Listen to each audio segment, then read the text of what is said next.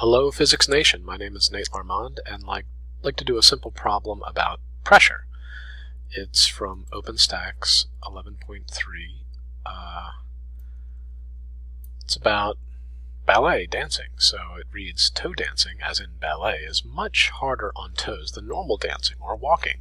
Explain in terms of pressure. So this is related to a lab we do in class.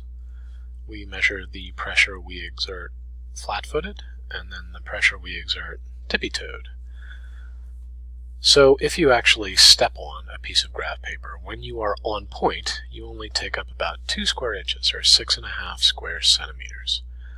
So I weigh about 200 pounds, and that's 900 newtons.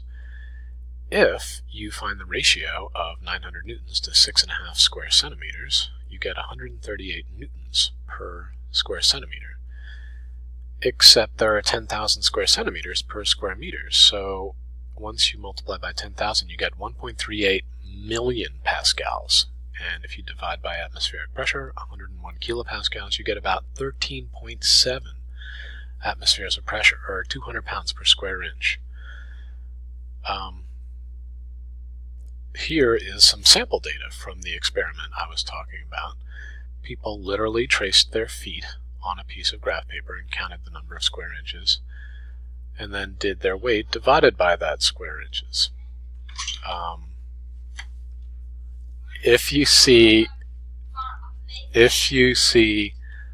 the pressure they exert flat-footed, it's pretty small. It's only like 5 or 7 pounds per square inch. But if you assume 2 square inches when they're on point, the pressure is gigantic. I guess for this lab I assumed we were going to do 2 feet. That's why it's 100 pounds per square inch for me.